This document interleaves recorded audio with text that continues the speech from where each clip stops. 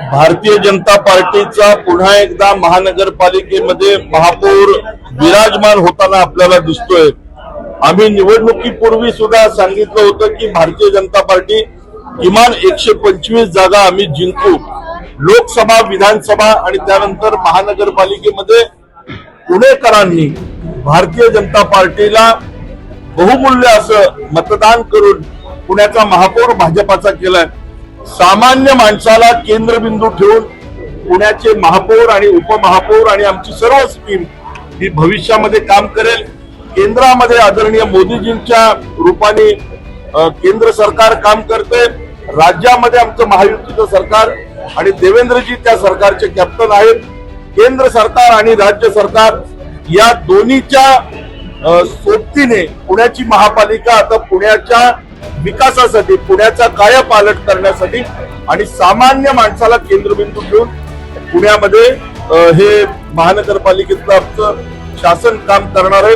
आमची सर्व टीम आपण पाहताय की 119 नगरसेवक हे भारतीय जनता पार्टी आणि आरपीआयचे आहेत आणि मोठी मेजॉरिटी ही पुणेकरांनी दिलेली आहे। या माध्यमातून पुढच्या 5 वर्षात आम्ही पुणेकरांना अपेक्षित असणारं काम हे पुणे शहरामध्ये करणार आहोत। हे पद कसं असणार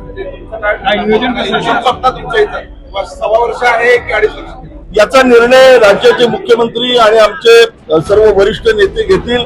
पण मला असं वाटतं की मंजुषाताईंच्या रूपाने एका सामान्य कुटुंबातल्या एका महिलेला ही संधी मिळाली आणि या संधीच्या माध्यमातून आमच्या नागपूरताई आहेत, आमचे परशुरामजी आहेत, ही सर्वच मंडळी पुणेकरांना अपेक्षित असं काम या शहरात राज्यात महायुतीचं सरकार असं सांगतायत। राष्ट्रवादीकडून देखील फॉर्म भरण्यात आले महापौरसाठी, आता काँग्रेसनेही फॉर्म भरले।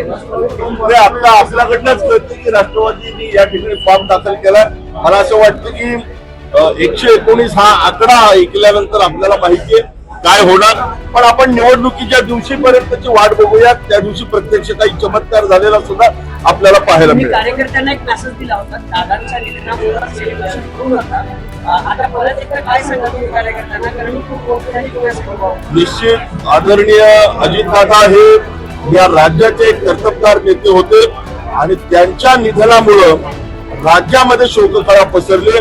भारतीय जनता पार्टीने असा निर्णय केलाय की महापौर, उपमहापौर पदाची निवडणूक याचं सेलिब्रेशन या ठिकाणी होणार नाही।